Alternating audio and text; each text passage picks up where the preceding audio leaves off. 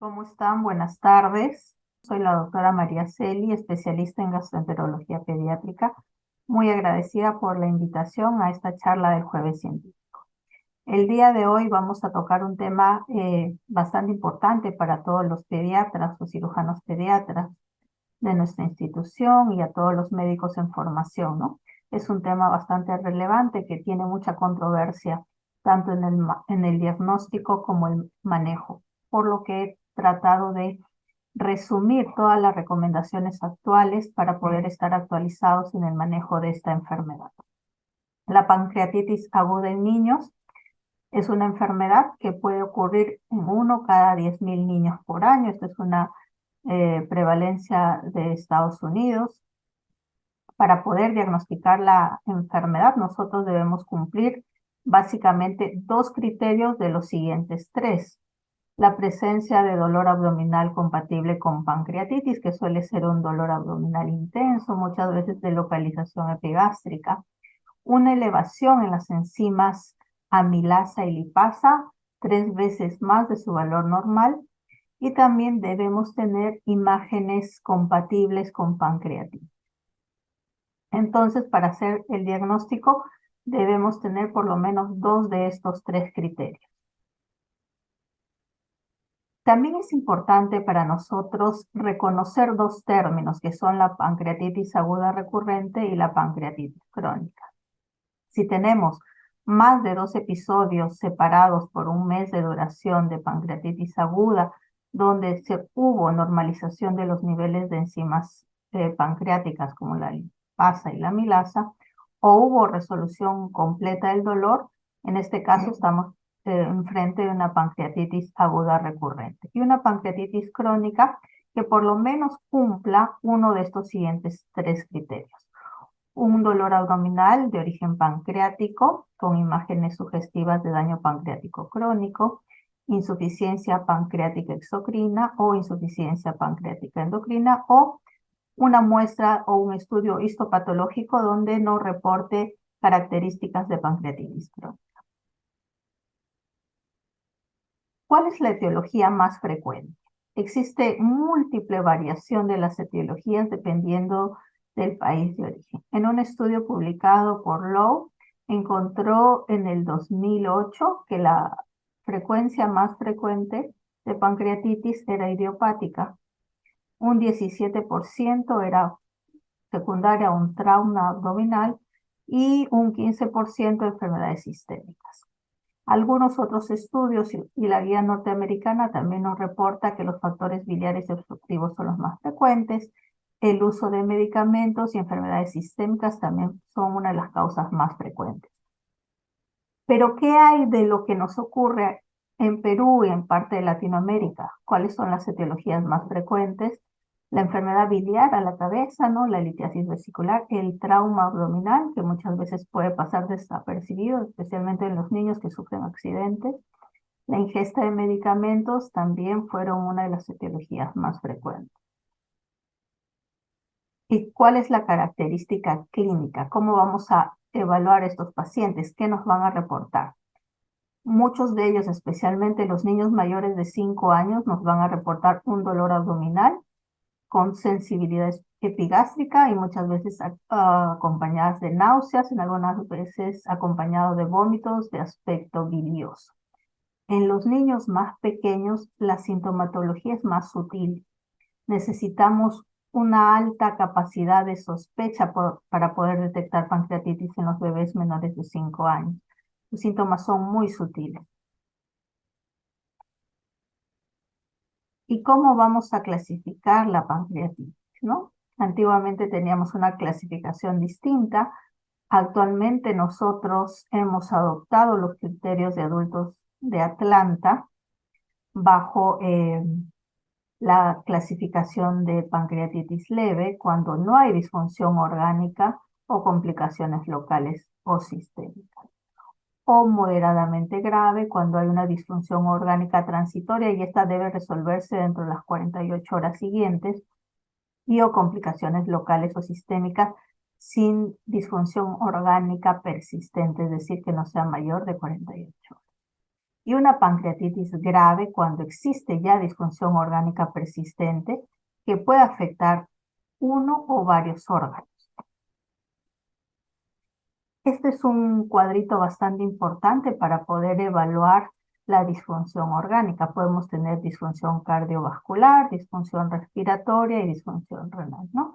Y acá tenemos todas las características que debe cumplir la disfunción, ¿no? La hipotensión, necesidad de vasoactivos, en el caso de disfunción cardiovascular, el llenado capilar, en el caso de disfunción respiratoria, las necesidades de requerimientos de FiO2 de más de 50, un PCO2 de más de 65, un PAFI menor de 300. En el caso de disfunción renal, tenemos que valorar la creatinina, que debe ser 2 veces más el valor del límite superior normal para la edad.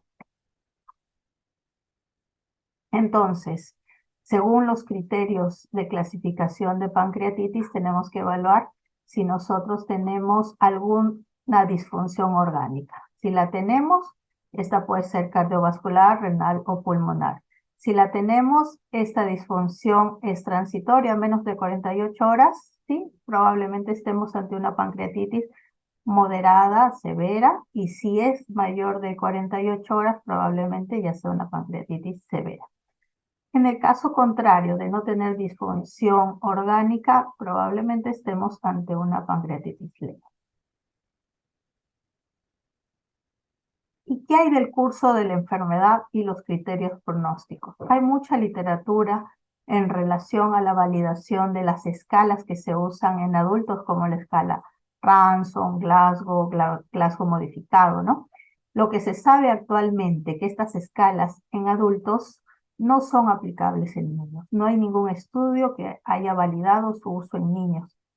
Y además, mencionarles que la gran mayoría de niños con pancreatitis van a tener un curso bastante leve, por lo cual estas escalas que usualmente aplicamos en adultos no van a ser necesarias aplicarlas en niños. Si bien es cierto, hay un estudio que es el score de Devanto, que evalúa algunos ítems, por ejemplo, la edad de menos de 7 años, peso, leucocitosis, THM, calcio, albúmina. Actualmente se sabe que este score tiene una baja sensibilidad y una baja especificidad.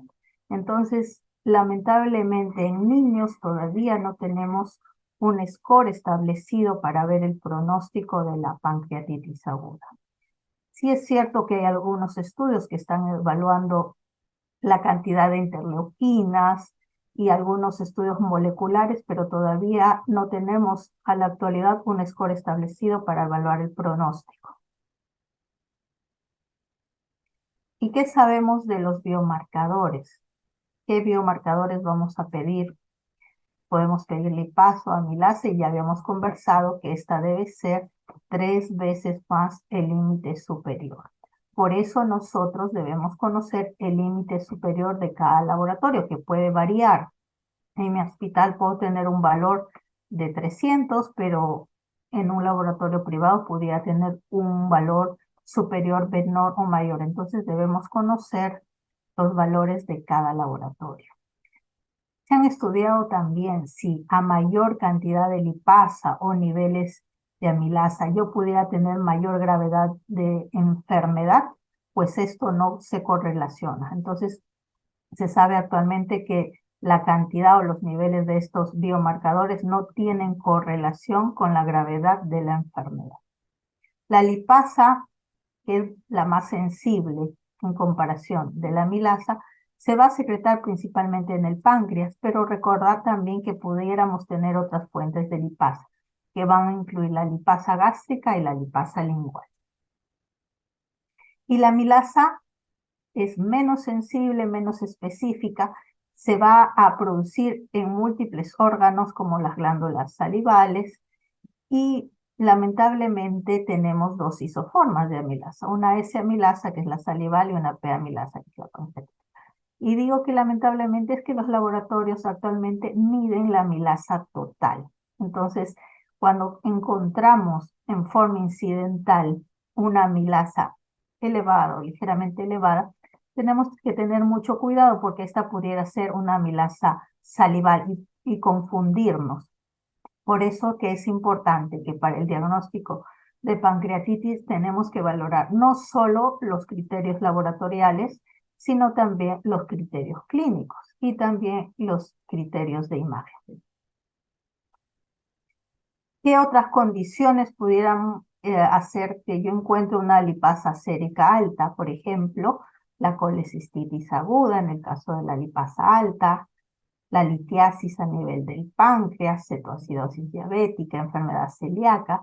Y en el caso de amilasa elevada, tenemos también que tener en cuenta que podemos encontrarla en neoplasias, ¿no?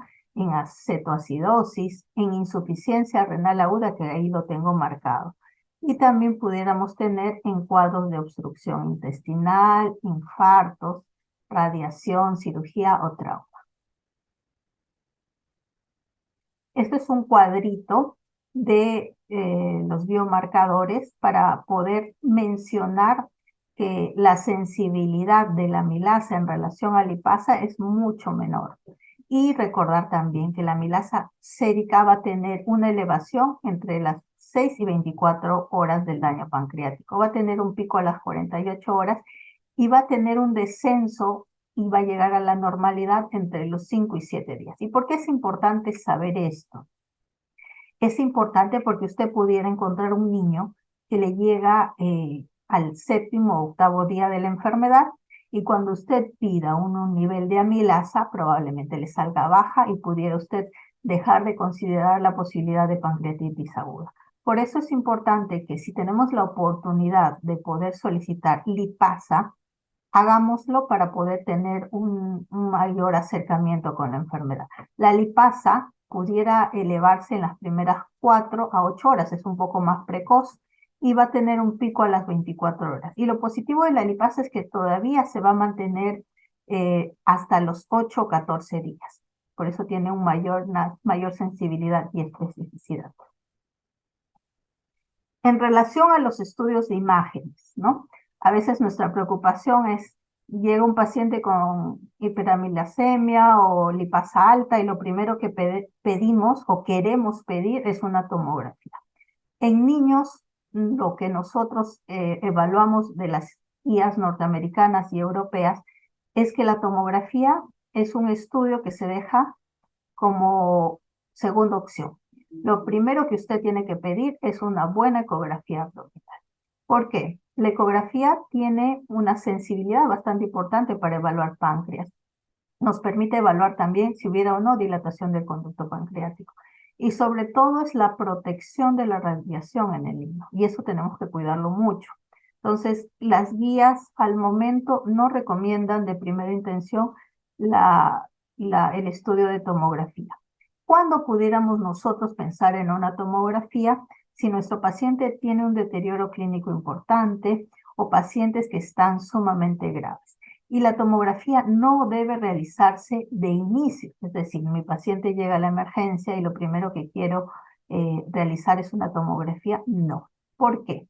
Porque usted puede subestimar la extensión de la enfermedad si realiza una tomografía precozmente. Entonces, idealmente, si se tiene decidido la realización de una tomografía, tratemos de esperar por lo menos después de las 96 horas.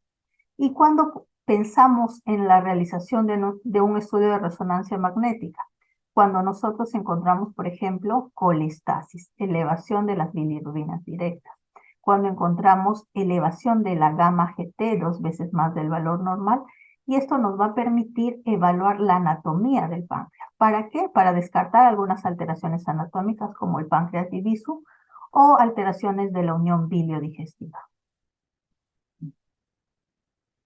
¿Y qué hay del estudio de la colangiografía retrógrada endoscópica, la CEPRE?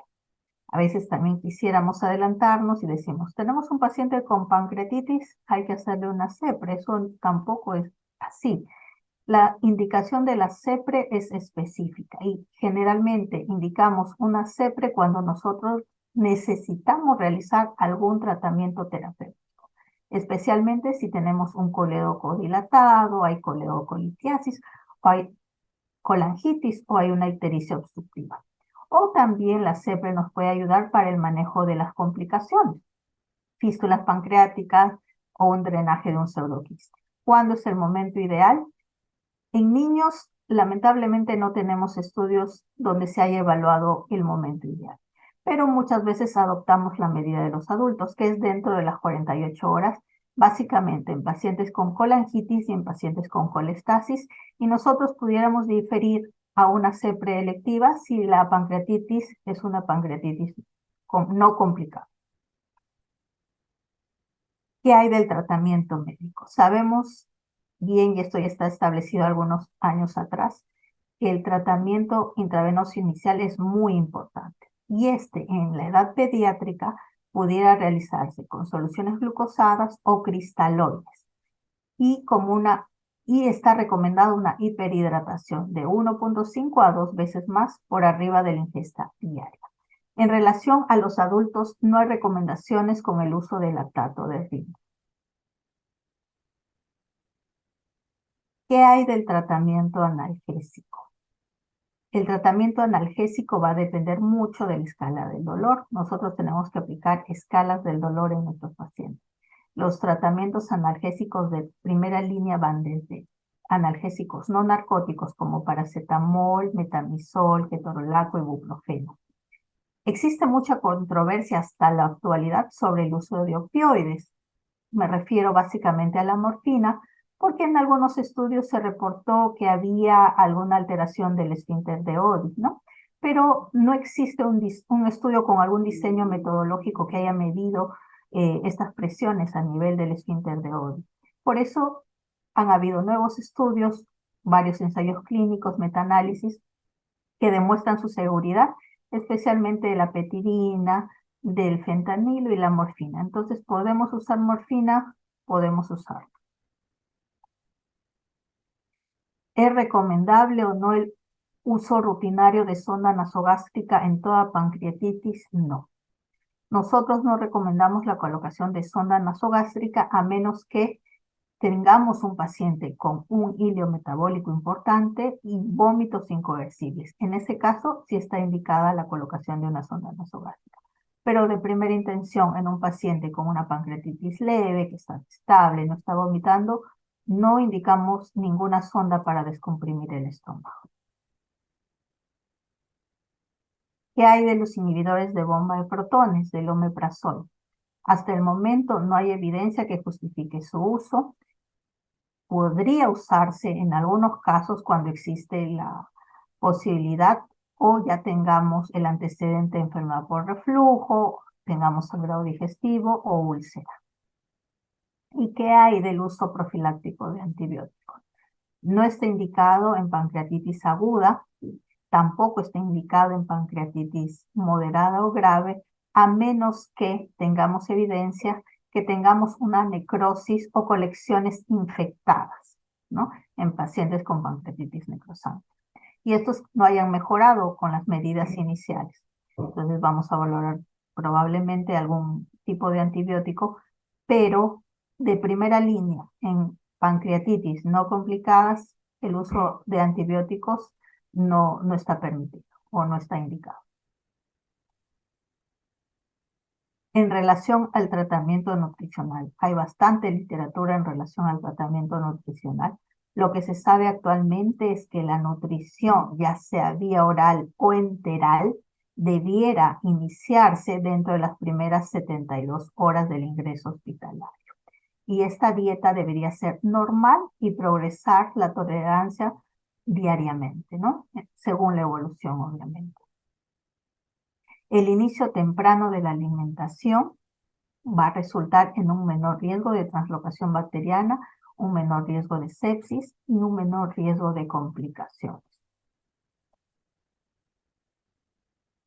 No va a ser necesario medir los valores de amilasa y lipasa que estén normales para yo poder iniciar la vía oral. Tampoco es importante que el dolor haya desaparecido del todo. Nosotros con seguridad podemos iniciar la nutrición independientemente de los valores séricos. Recordemos que los valores séricos no nos hablan de gravedad. Y el dolor se puede ir manejando con las diferentes escalas de tratamiento. En relación a con qué alimento voy a empezar, si con líquidos claros, con leche, con fórmula elemental, polimérica, etcétera, etcétera, no hay estudios suficientes en la población pediátrica. Entonces, al estar no establecido, nosotros podríamos valorar con una dieta normal, una fórmula polimérica, adoptando algunas sugerencias de las guías de adultos.